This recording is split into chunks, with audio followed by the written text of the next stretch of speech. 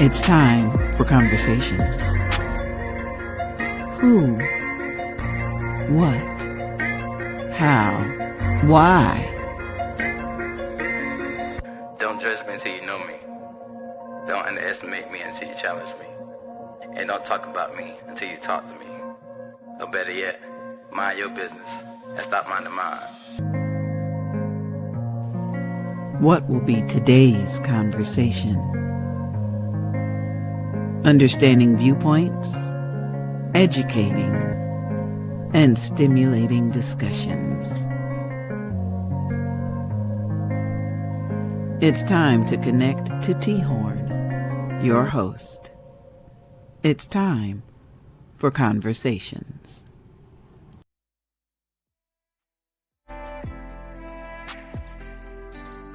Yo, what's good, everybody?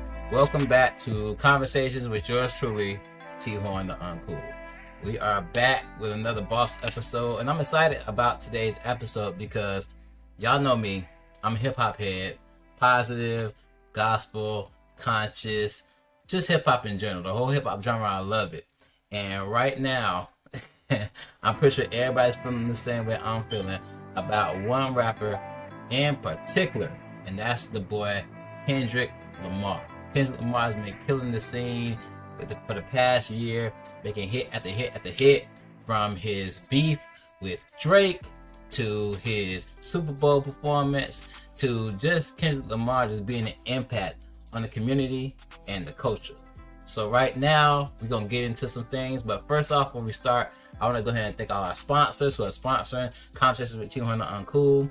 Big shout out to MyJBN, our new broadcasting partner. And also, I want to go into introducing some people that I like to call the panel. So, let me explain the whole reason for the panel. So, the show is called Conversations with T-Horne da Uncool. And if we're talking about conversations, I can't sit here by myself and have conversations. So I need the people to talk to. And yeah, I can get guests and everything now and then, which I will still do. But I want you guys to get used to some familiar faces. There are 4 of them, but you won't see all of them all the time. You'll see some here, some there, and sometimes you see all of them, sometimes you'll see some of them. But right now, I think I got 2 who want to join me tonight. If you could bring those 2 up on the screen, please. Uh-oh, are we having technical difficulties? Let's see. Hold on. There y'all go. Okay, I thought we were having technical difficulties. What's up, y'all? How y'all doing? We in here. What's up, bro? Okay, so as I was saying, I got 4 members of my panel. 2 are not here tonight because it's a sometime thing. Sometimes we make it all of us, sometimes we make it some of us.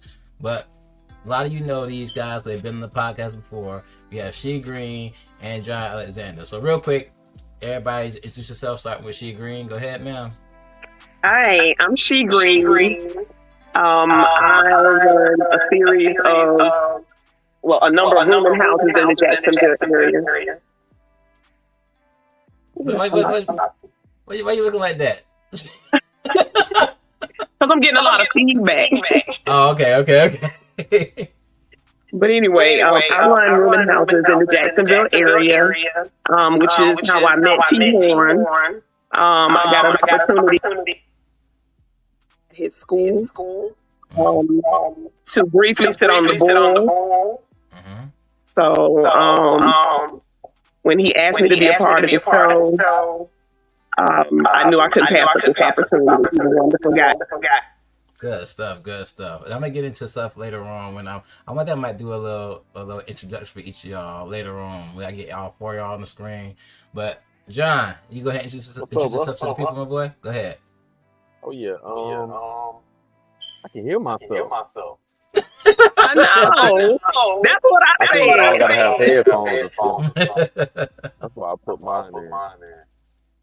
But tell the people about yourself. Tell people who you are, boss man. Shoot, man, I'm John Alexander. I used to be a nigga, now I'm a figure.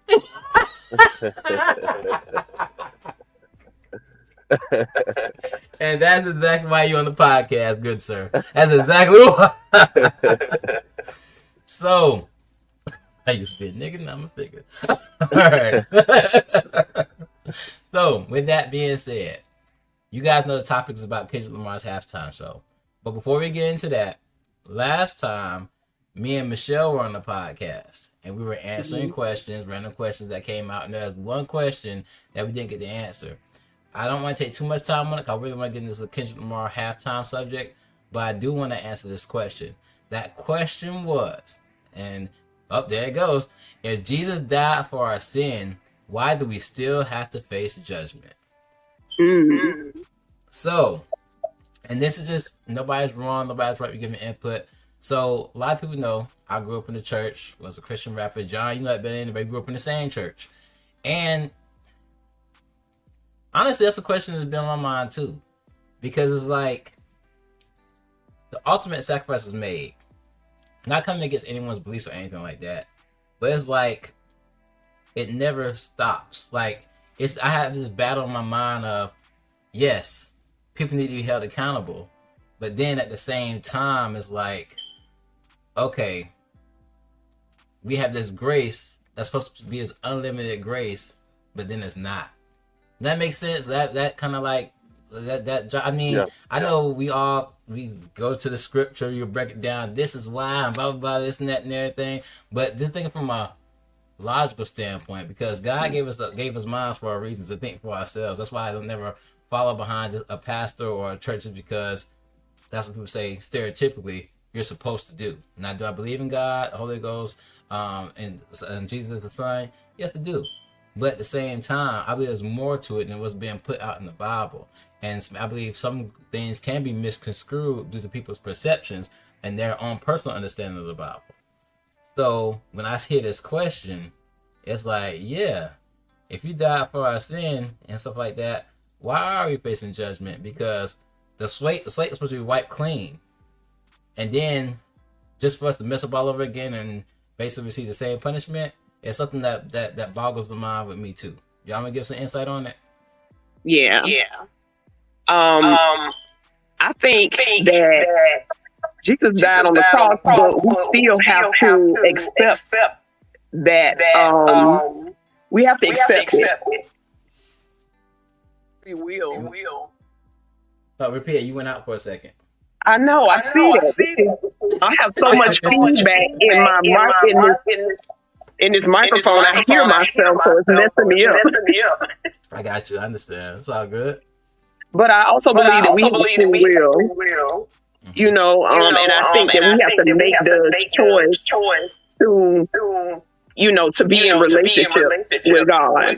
You know, and just because Jesus died on the cross, what we do just, you know, like, okay, well, that happened, but I'm going to go back and live it like here. I mean, and that's why I said it's a play in the mind, because that accountability that's needed.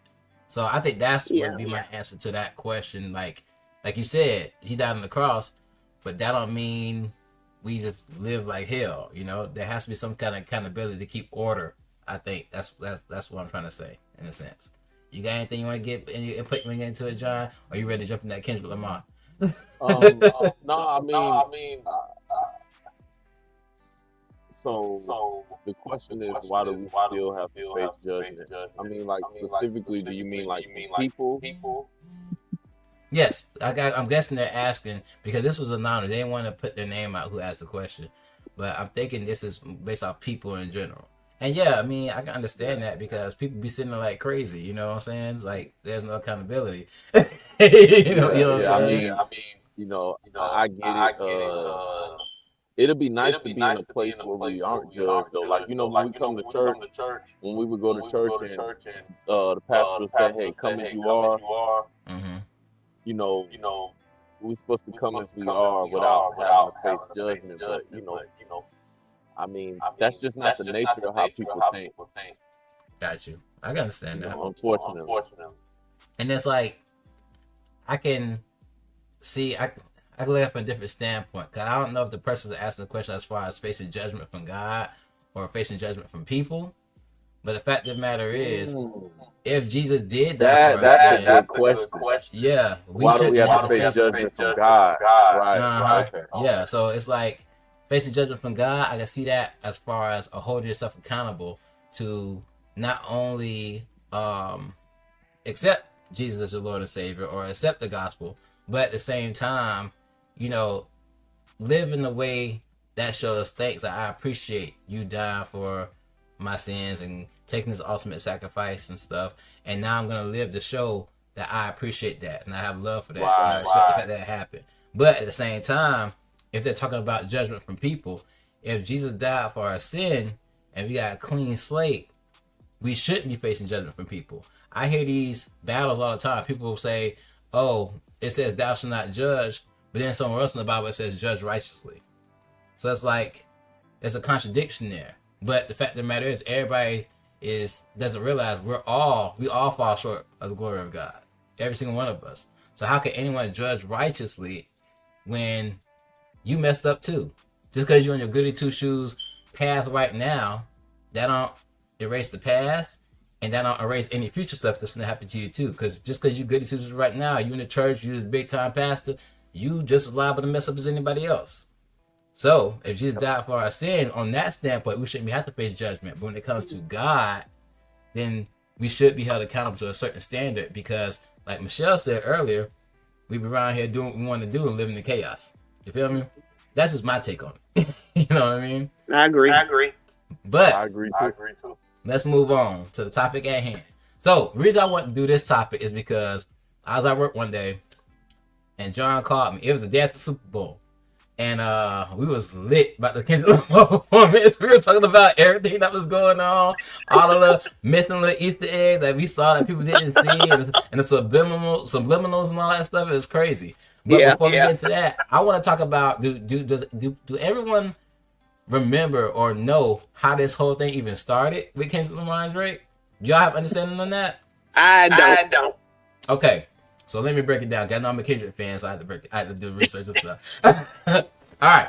So Kendrick and Drake basically came out around the same time, right? But Drake was mainstream. Kendrick was more underground. The only way you knew about Kendrick, I mean, he was very popular still, but the only reason you really knew about him is if you listened to conscious hip hop and stuff like that and everything. Yeah. Drake heard of Kendrick, and Drake was like, I'm paraphrasing and summarizing. But Drake heard Kendrick's music, and long story short, Drake connected with Kendrick and was like, hey, I want to bring you on tour. I want to do songs with you, blase squaze. A lot of people don't know, but one of the first songs Kendrick got notoriety for, as far as being mainstream, was that song with A$AP Rocky, Drake, and Kendrick. I love bad bitches, them an effing problem. That was the first time Kendrick hit the scene, period, as a mainstream artist. Not only that, Drake took Kendrick on tour with him, and Kendrick was opening up for Drake. So Drake basically brought Kendrick onto the scene and gave him his notoriety and stuff like that. So you can't take that from Drake. I disagree with that, but go ahead. No, but I'm just saying, these are facts. These are Drake. If Drake, I mean, Kendrick was already popular, but Drake, his first tour, he was opening up for Drake. So Drake basically got him and said, hey, I want to bring you on, blah, blah, blah, this and that and everything. This is where things went left. So first of all, if you heard that song, A$AP Rocky song, my opinion, I think it's fat. Everybody know Kendrick Lamar verse was way better than Drake's, right? And a lot of stuff Kendrick did, you know what I'm saying, was, to me, better than Drake. That's his opinion, though. But then they start working together like on stuff like Poetic Justice and this and that and all that stuff and everything, right? So, what's the name of the song? Oh, there's a song called Control. Yes. And Kendrick put a verse out there, and I can't say it word for word, but it says something about, he was naming rappers like Drake, Jay Electronica, this and that, J. Cole, everything. Mm-hmm. And he said, I got love for you all, but I'm trying to murder you niggas. I'm trying to make sure your core base never heard of you niggas. Like, basically saying, hey, I'm coming for the top spot. Right. So, at the time, you know who was on the top spot? Drake. Mm-hmm. Drake was number one rapper. Nobody took offense to this. J. Cole didn't. Jay Electronica didn't. Anybody else Kendrick named did not take offense to this. But guess who did? Drake. Because Drake said, I'm the number one rapper, blah, blah, blah, this and that and everything. So there's a little, if you see little news reports here and there, little interviews, there'll be somewhere it's like, oh no, me and Kendrick cool. Or Kendrick like, oh no, me and Drake cool. But then Drake started throwing a little shade here and there, especially after that Control verse came out, right?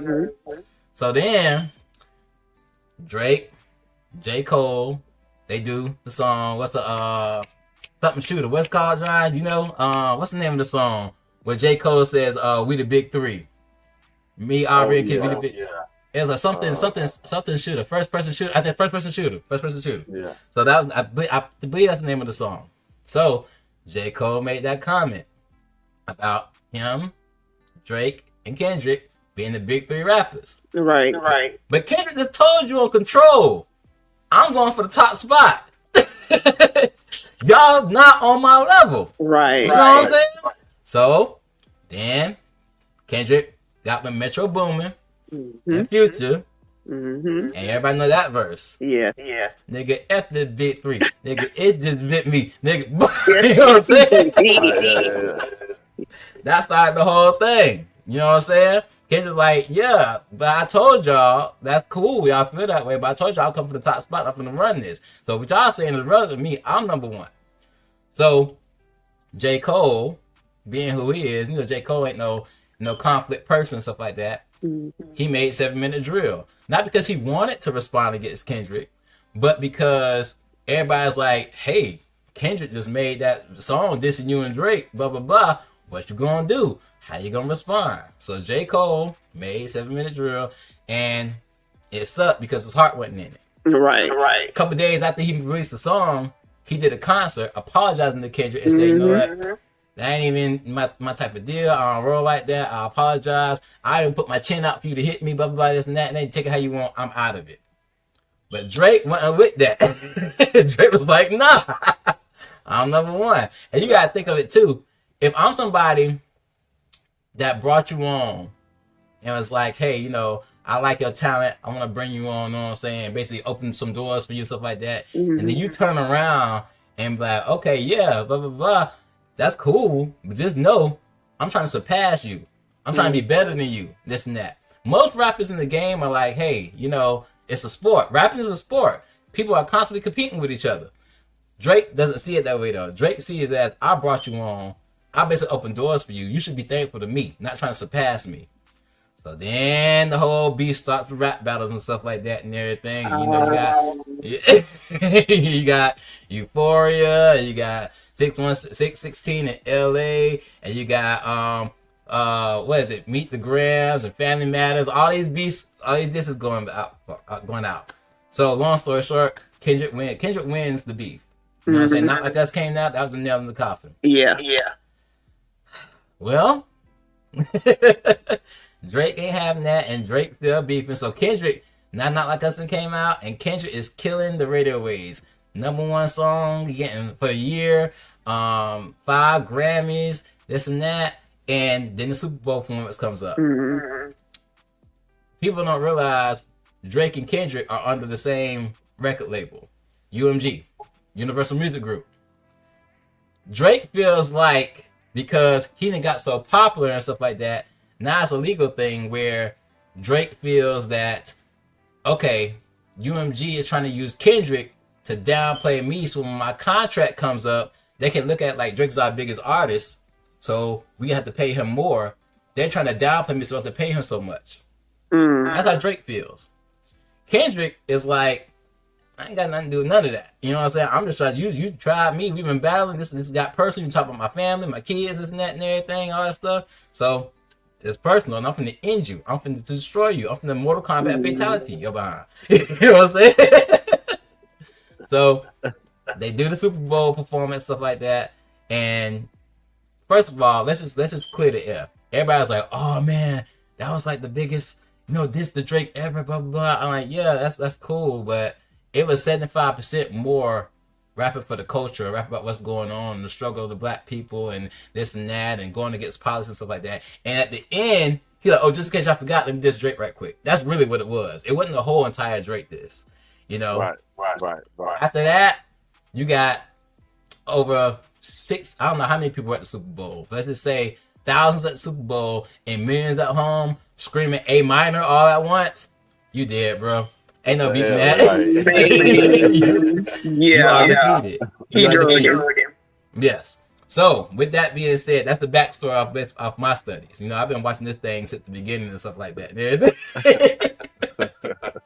So, with that being said, we got 10, like probably 9 minutes to the break. Let's go into some subliminals that we've seen.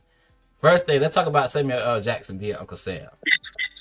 I thought that was so clever. Yes, for so many reasons. Not only the fact that he's already Samuel L. Jackson, he's Uncle Sam, because people don't know, Drake made a diss toward Kendrick talking about where your uncle at. You know, because I guess Kendrick's uncle wasn't in his life. So Kendrick brought Uncle Sam. Uncle Sam. Like, here go my uncle. Right. Wow. Not only that, it's like a double entendre. Here's my uncle, Uncle Sam, responding to where's my uncle at.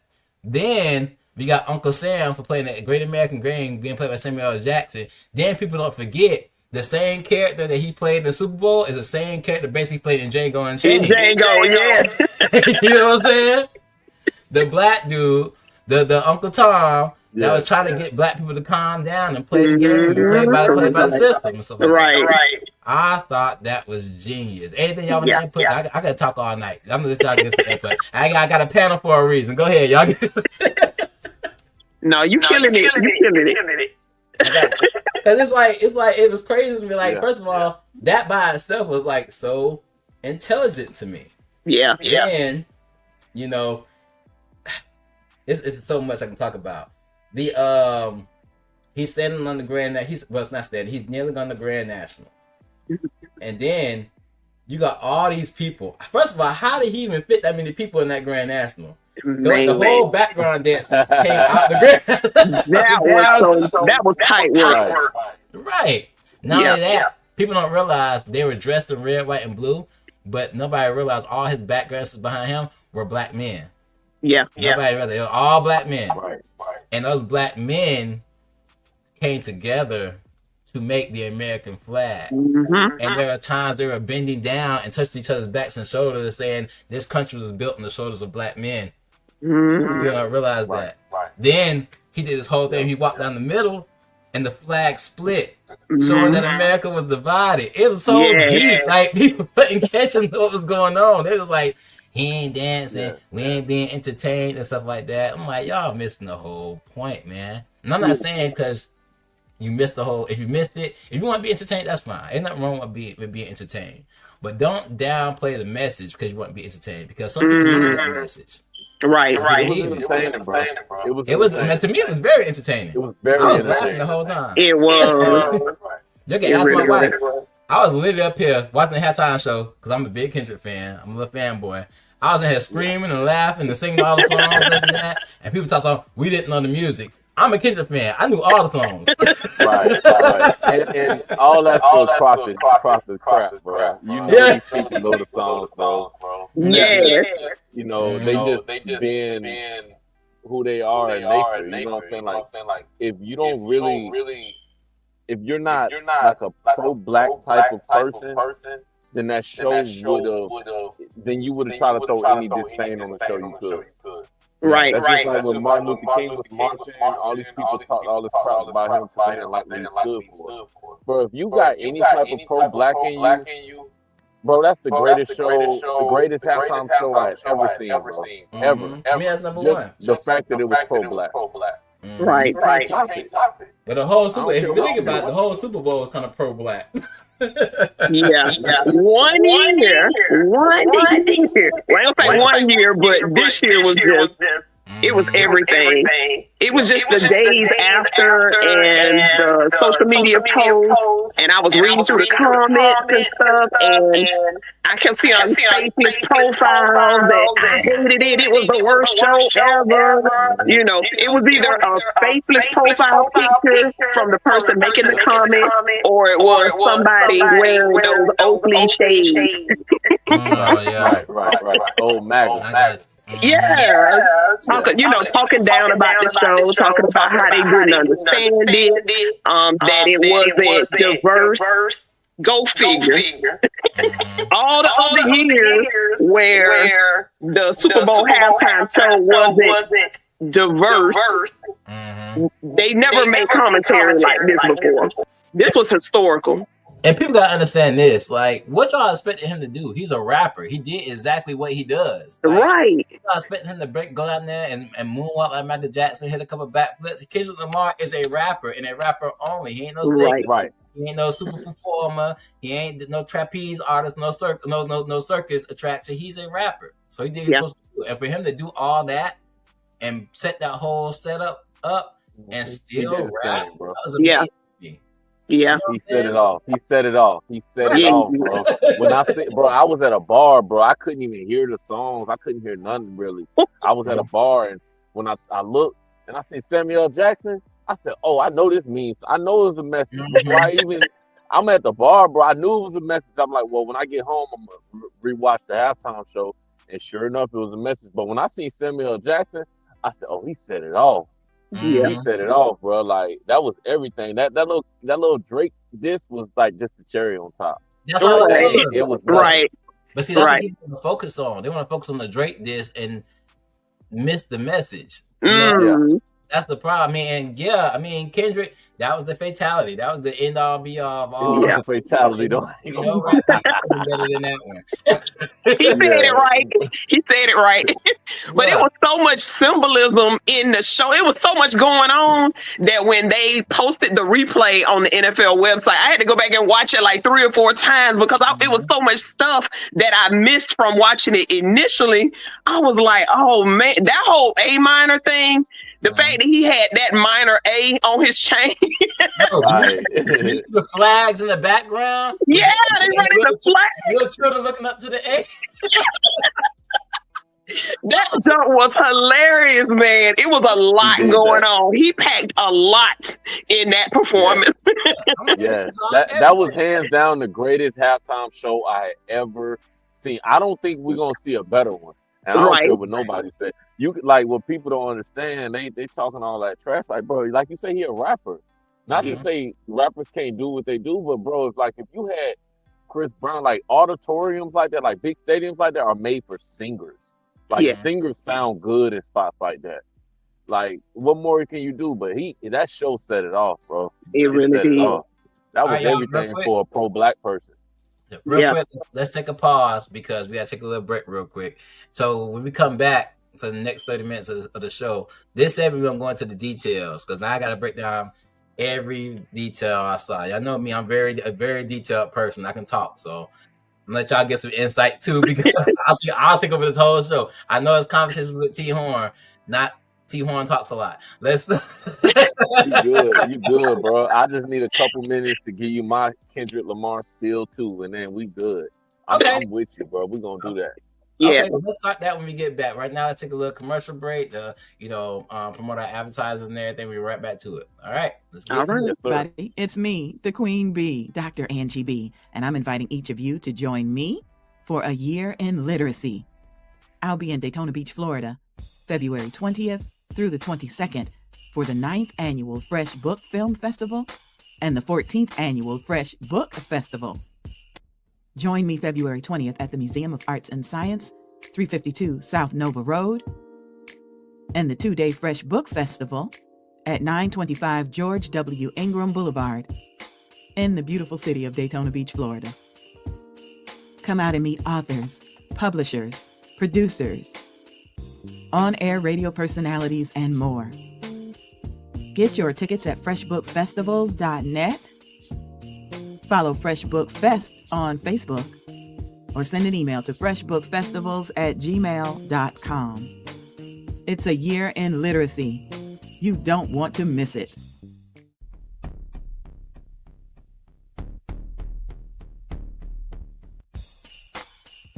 Desmond's wish for Christmas is a blue scooter. He goes to bed early Christmas Eve, hoping that when he wakes up on Christmas Day, his wish has come true. The newest children's book from author Avalon S. Brown. Connect with the author on Instagram, author Avalon S. Desmond's Wish by author Avalon S. Brown. Now available. The Precious Petals of God, an anthology presented by visionary Diana C. Hill and a collection of anointed authors. Don't let this day go by without capturing a copy for yourself and secure another copy for someone else. An eclectic collection of stories symbolizing the flowers, the women of the Bible, and the authors. Contact any of the co-authors to purchase your copy, or purchase your copy on Amazon, and be sure to write a review. The Precious Petals of God, an anthology published by NGB Productions and presented by visionary Diana C. Hill. We can help you put the pieces together. Audiobooks, flyers, commercials, and more. NGB Productions on Facebook.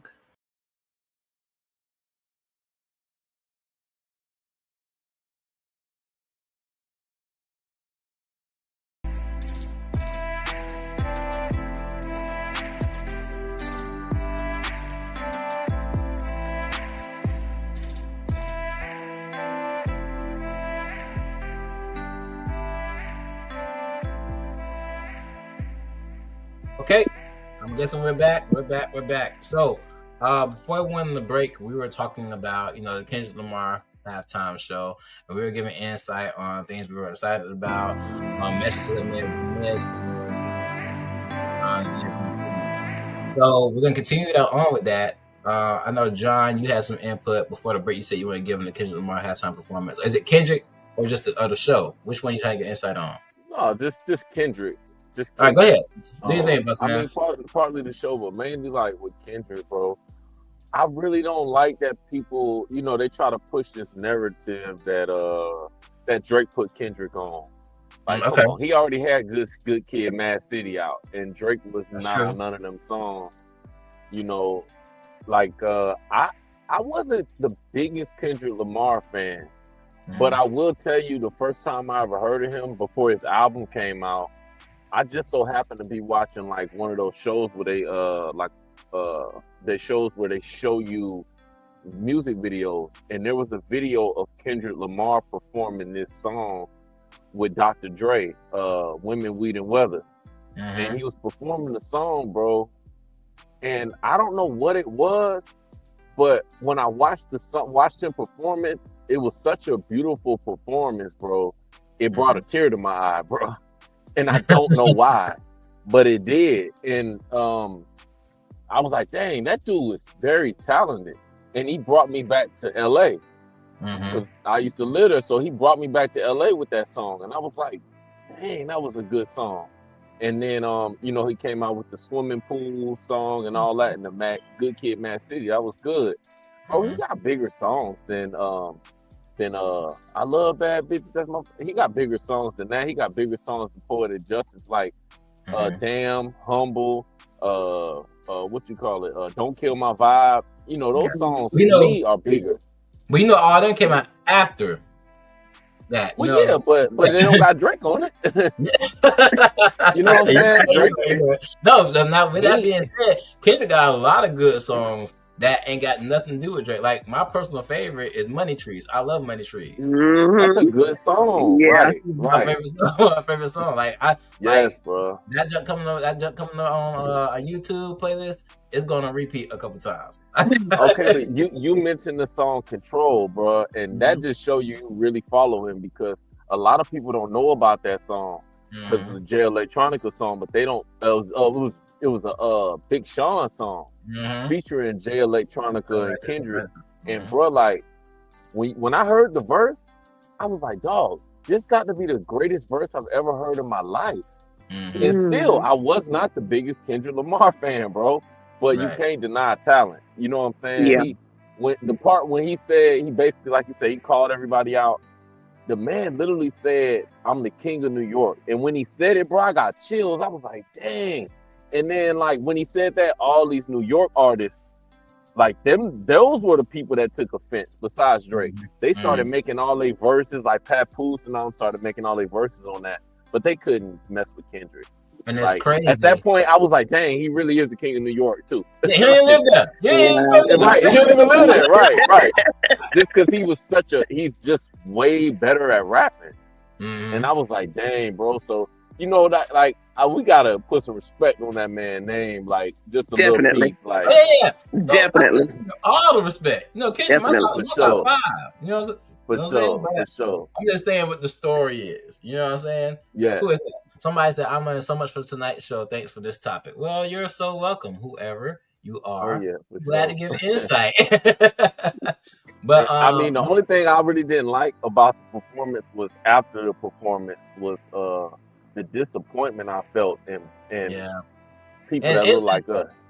Yeah. You know what I'm saying? Yes. They had all this stuff to say. I'm like, yo, y'all tripping right now? Like, yes. Do y'all not understand? Like, and I'm asking, and I may be wrong, but if I'm right, that's the first time in history a rapper has ever headlined a Super Bowl by himself. And it's Black History Month. Right. Yes. So that's a big move for a lot of rap. That opened the door, man. Like, for example, I was watching the video with T-Pain. And T-Pain showed his reaction to watching the Super Bowl. And he was going crazy for Kendrick. He was like, man. He was going crazy, yeah. And he was like, somebody asked me, T-Pain, would you ever do a Super Bowl? And he was like, nah, because it takes too much. I'm not a performer. I'm a rapper and things like that. But then he said, I saw Kendrick's performance, and now maybe I can. Because of the simple fact that Kendrick did nothing but did so much at the same time. Literally. You know what I'm saying? Literally. Bro, open doors. He walked like 200 something yards, bro. Like, you ain't never seen a performance where the artist was over the whole field, bro. Right. He walked the whole field like 2 times. Yeah. You ain't never seen that before on the Super Bowl. That's what's crazy. So, real quick, we got a couple minutes left in the show, about 20 minutes left. Let's get into the details of halftime performance. The first thing I want to talk about is, okay, we talk about Samuel L. Jackson, and he made the statement, welcome to the great American game. The part that blew my mind was the fact that the whole time, first of all, let's back up and look at the field. It's a circle, a square, an X. Somebody pissed me off. Talking about, oh, he got Squid Games on the field. I'm like, that's not Squid Games. I'm like, that's a controller. That's a controller, right. Right. But in the middle of the PlayStation buttons, it's a prison yard. Right.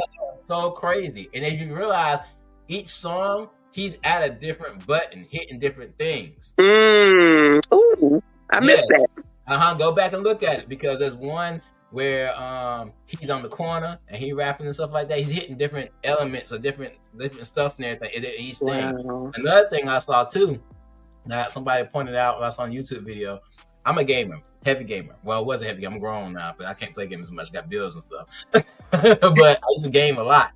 So one of the games I played was Grand Theft Auto. If you watch the performance and watch how the X, the circle, the square, the triangle, all that lights up in a certain sequence, that's the cheat code for unlimited health and unlimited armor. Showing that, hey, on this game, can't nobody touch me. You know what I'm saying? Wow. He had the buttons light up in a sequence of the cheat code for the Grand Theft Auto game. Yeah. Wow. That joke is crazy. I would have never known that. Right. And then it's so much that happened in that thing. I'm trying to think about it. The fact that he had Serena Williams, who is Drake X, crip walking and stuff like that. Now let's they say it had nothing to do with Drake, but we all know it had something to do with Drake. Yeah, for sure. Yeah. And I'm not sure. I think SZA and Drake dated for a little bit too. Yep, they did. Right. Yep. So you got two of your exes. Briefly. Yeah. So it was subliminal stuff. Yeah. Stuff like that.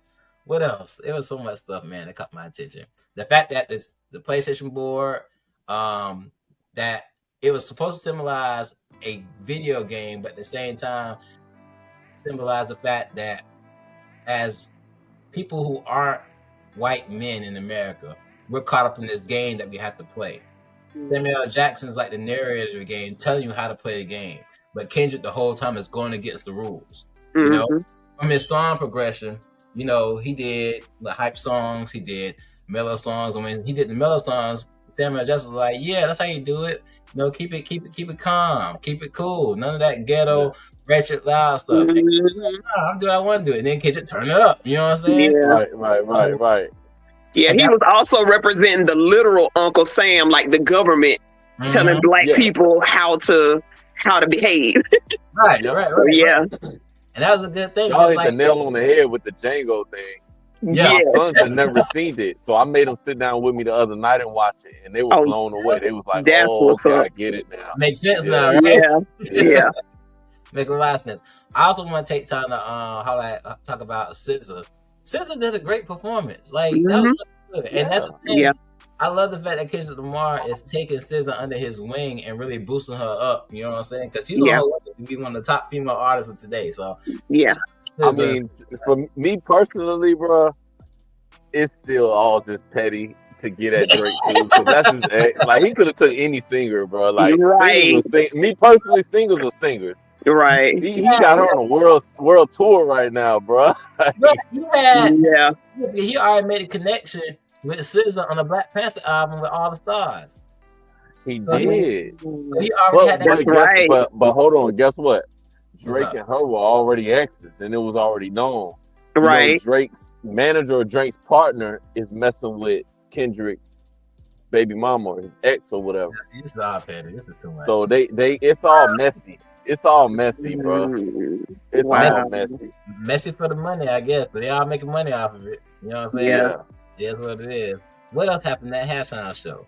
Well, we know the biggest thing, you know, Kendrick is so cocky, bro. The way that he's like, I want to do their favorite song, but you know they like to sue. You know what I'm saying? And basically, he teased the idea like, and it was part of the game. It's part of the game. They tell you not to do this, not to do this song. And he's like, okay, should I play the game or should I do it? And long story short, he's like, man, F it. I'm going to do what I want to do. And he did the song anyway. Bump the consequences. This is what the people want. This is what the culture want. This is what the culture going to get. I'm going to show y'all that I'm not going to bow down to these rules and these games y'all got us playing. You know, we are a strong black people. And I feel like his performance showed that. Like, we're not bound by your rules. And just because, and this is another thing too. A lot of people know this. Well, it was said, I can't confirm 100%, but it was said that after Kendrick performed, Trump left the Super Bowl. Yeah, I heard that too. Yeah, he did. Yeah, I heard that too. That was a shot straight at him for all the stuff he's doing, like, you know, with the Constitution and the amendments and stuff like that. He got plenty of employment and going after the LGBT community, the Hispanic community, the black, everybody who ain't a white man, basically. Yeah. Right. And then what did Kendrick say? My favorite part of the whole show was just this one line when he was like, you got the wrong man at the right time. And then he mentioned 40 acres and a mule. Yeah. I was like, okay. Yeah. You know what I'm saying? And then that opens up a wave, like when you go online and you see people like, you know, it's people out here that's black, bro, that really don't know what 40 acres and a mule was for. They don't know, like, right. I look back like, bro, like our ancestors are rolling over in our grave, or rolling over in their grave. And I don't know if it's our parents or if it's us that didn't do a good enough job, bro, because, bro, we are not taking us serious, like, enough. Like, yo, bro, like, I think what it is, I think we don't have it hard enough. Because when they had it hard, they came together and they got it done, bro. They was all on one accord. Like, if you didn't want to join the Black Panthers, you wasn't going to go against them or talk crazy about them. Right. You know what I'm saying? That's crazy. That's a good point you made, because everybody coming against Kendrick, like you said, back in the day, if you weren't a Black Panther, you respected what they did. Still. Literally. Yeah. Right. Or if you was wasn't a Muslim, same way. You respected what they did because what they were doing for the community and the culture. Kendrick trying to do the same thing. He's getting more hate from our people than he is love, and that's crazy to me because y'all know I work with boys and stuff like that, and they're trying to take Black history out of our schools. Yep. So you said the thing, John, about the 40 acre and the mule, and people not knowing what that represents, what that means, and stuff like that. Soon we got a whole generation of people ain't gonna know what that means. Literally, yeah. The history is being lost. It's not being taught. And then if you got parents who are not teaching their children the history of our ancestors and our great-great-grandfathers and stuff, that the struggle and the whole history of the 40 acres and the mule, like, how would they know? Right. You know, we're raising a generation of entitled, selfish, you know, who don't know the history. You know, it's like it's being lost. They ain't picking up a book. Right. Like I feel like I failed my son. Like I told him the other day. I tell him like, bro, I feel like I'm failing you, bro. Like, turn that off. Like he's sitting there playing a new Drake album. I'm like, bro, turn that off, bro. I don't want to hear that. Like, I'm saying, like, bro, this is a pro-Black house, bro. I'm sorry. Like, it sounds crazy as it sounds. Crazy as it sounds. It's just for me, bro. Like I catch on to certain things, bro, and I'll latch on to that. I don't care if I used to like you, I'll cut you off so quick. Like I never liked you before. Like Lil Wayne said that he said what he said about BLM. He was talking about that don't pertain to him, and this is that and the third. I stopped liking Lil Wayne instantly. Like I'm like all Lil Wayne, I'm sure I just instantly just cut him off. With Drake, when I heard the push-up song, I used to like Drake. I heard the push-up song, a little diss to Kendrick, and I just didn't like the way he said Kendrick's rapping like he trying to free the slaves again. Like if you mention something like the way you say it, the slaves, like it's like you don't even relate to it. But how can you? But how can you? Because you're from Canada, right? So how can you? He said nigga trying to double down, calling us some slaves. Exactly, and people did not catch that, bro. Like, bro, that's enough to say I will never listen. I don't respect you. Like, I'm not messing with that dude. Like, I'm sorry. Like, I'll still, like, if I ever happen to be in a bar or something or somewhere, I'll still vibe to some of the music because I'm not gonna cry. But you know, it's not my thing, bro. Like, I'm so pro-Black, I'll cut everything off that's not. I feel you on that. You know, when the next day after the Super Bowl, I'm friends with a lot of DJs. Y'all know I go to a lot of reggae and Caribbean events. That's my vibe and everything. So I look at a lot of the DJs I'm friends with on Facebook, and a lot of the DJs, Black DJs, are saying like that was the worst performance, this and that, blah, blah, blah. Yeah. We wanted to be entertained and stuff like that. And I think that's the problem.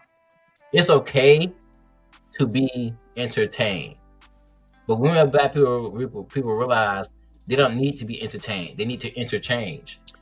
And that's the thing. Like when your mind frame enters a state of things need to change, being entertained, you realize that's a distraction from what we need to be doing. Literally.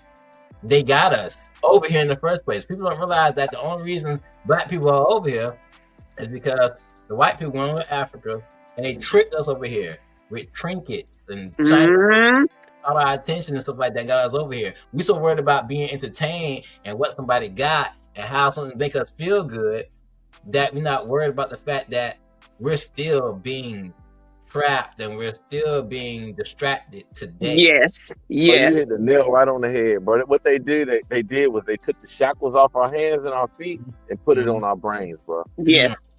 That's what they did, bro.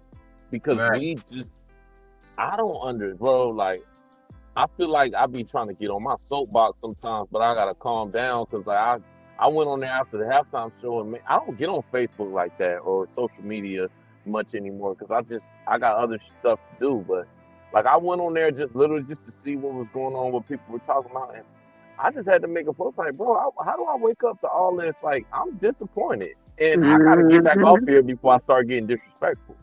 You know what I'm saying? Because it's one thing, you can't make people think how you think. You can't make people view stuff how you view, and everybody's entitled to their own opinion. But respectfully, if you're a Black person, it really should resonate you when somebody's doing something for you as your race. whenever everybody else is trying to bring down your race. When you got Latinos and whites trying to, you know, bring down your race and talk down and downgrade us and strip us from things that we once had, you know. And I threw Latinos in there, and I love Latinos, I love white people, but it's weird. I see a lot of them hating on us for some reason. I don't know why, but it is what it is. Let me tell you this: the crazy thing is, when it came to the Super Bowl, I mean, yeah, you had the older white people saying this stuff and this thing, where the country music, where the performers, all that stuff and everything. But when I got on my Facebook, and this is crazy to me, I seen more white people in our generation supporting Kendrick's performance than the black people. I did too. Yeah. To me. Yeah. To me. And it's like, dang, he really, and I hate this because people gonna swear, oh, y'all hating on us because we ain't like Kendrick, this and that and everything. It's not about you liking Kendrick. You don't have to like Kendrick as a rapper. Right. And everything. Right. It's just the fact that he went up there on the biggest stage on the mall and he did a performance for you. He did it for you. So you could understand, like, hey, you are being tricked. You are being distracted. You're playing. Right. Wake up. And people are like, oh, y'all on that woke talking and everything, you know what I'm saying? I don't consider myself a woke person, but I do have common sense. You know what I'm saying? You could call it woke, whatever, bro. And when people use that, they just being racist or they just being ignorant, bro. Ignorant. We woke. Right. We wide awake. People that's on this type of time we on, we can be called woke because y'all sleep out here for real. They really sleep, bro. They really sleep. But like I said, there's nothing wrong being entertained, but at the same time, with us going through the struggles we're going through in this nation, with the president being who he is, and with just the struggles of, and I'm just speaking from a black standpoint right now, the struggles of black people, period, you have to care. Because if you don't care, you dead. That's what it is. If you don't care, you dead. So all you do is making it harder for our people because you don't care about what's going on. Like literally trying to eliminate us, get us out of here, all that stuff. He's starting with the Hispanic people with that whole ICE thing and stuff like that. But DEI, this and that, all that, he's taking away our rights, taking away equal opportunity employment, you know what I'm saying? Trying to get rid of all the holidays like Juneteenth and Black History Month and anything not representing the white male, he's trying to get rid of it. Don't care. But all they care about is being entertained. Yes. Right. Yeah. That's I think crazy. a lot of the black community is so distracted. I mean, especially on social media. I mean, they're more aware and informed about what's going on with celebrity breakups and just BS Diddy stuff than they are. Right.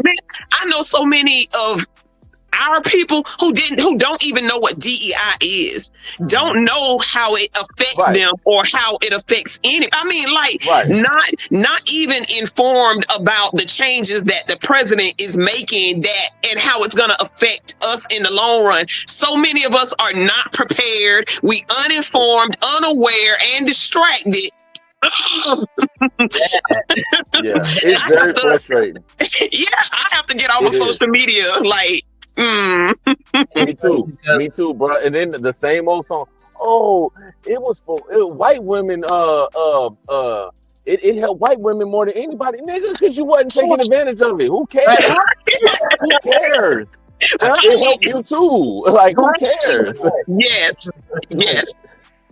That's crazy. But the fact of the matter is, ain't nobody it's crazy because majority of our people, and it's sad to say, ain't gonna realize stuff because it's too late. Until it's too late. Right. They're gonna be like, where did this come from? Yep. Where it came from. It was there from their eyes the whole time. You was too busy being entertained. Literally. Yep. That's what it was. Literally. It's gonna smack them right in the face. That's when they're gonna be like, ow, okay, dang, I'm feeling that. Yeah. You know what I'm saying? It's crazy, man. It's crazy. But y'all, we got like a couple minutes left, like 3 minutes. Go ahead and if I'm gonna give some final thoughts, or y'all want to spill on this whole conversation, or just tell people what y'all do, how to get in contact with y'all, stuff like that. No.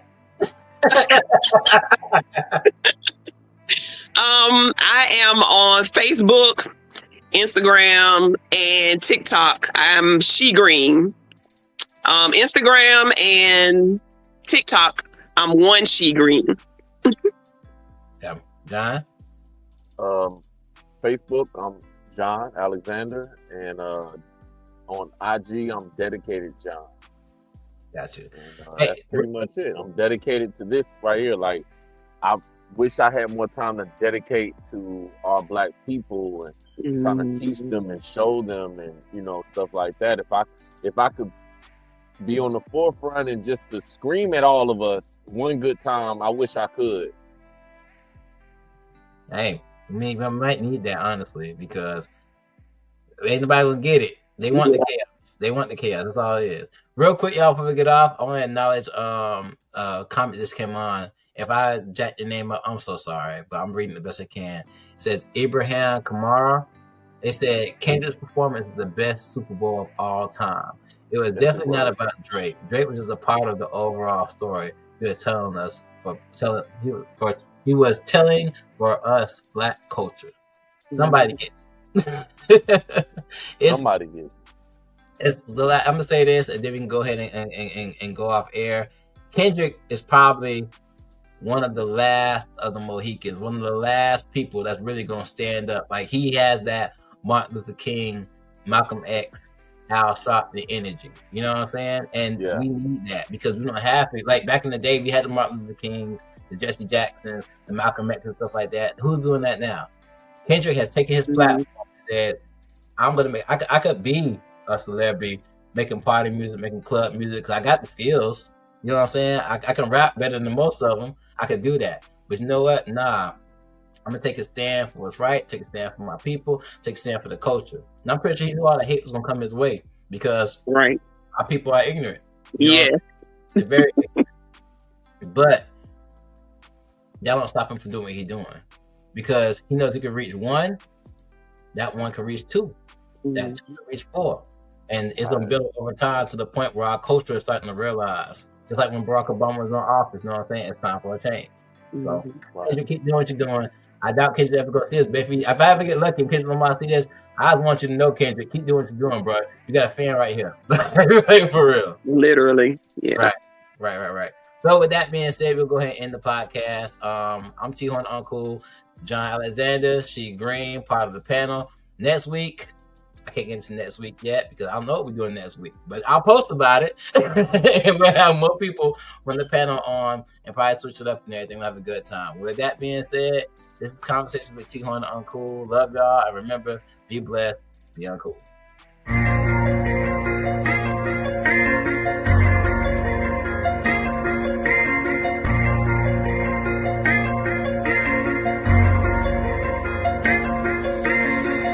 Don't judge me until you know me.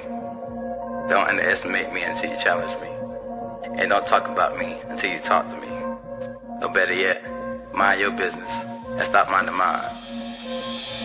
Yeah, I'm the topic of conversation. Circles talk about me. Yeah, I'm in rotation.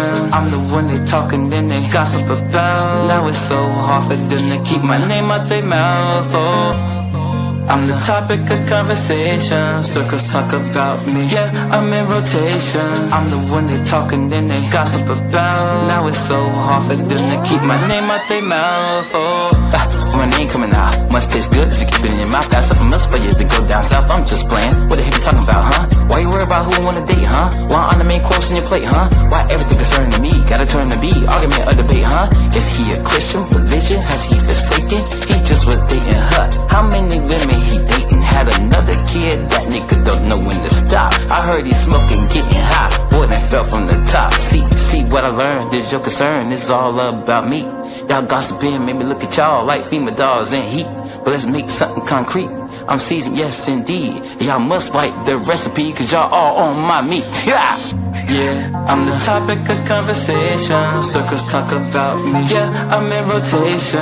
I'm the one they talk and then they gossip about. Now it's so hard for them to keep my name out their mouth. Oh, I'm the topic of conversation. Circles talk about me. Yeah, I'm in rotation. I'm the one they talk and then they gossip about. Now it's so hard for them to keep my name out their mouth. Oh, haters try to diss me, they love me, but they dismiss me. Play hard, but after 60, they lies be so convincing. And exes get jealous quickly. They won't admit that they miss me. They hate that I moved on, so use my children against me just to keep up the talk. People peep on my wall just to keep tabs on my flaws, just to keep me afar. Doing everything they ask me, but that ain't enough. I'm on everybody's tongue, and everybody on my jump.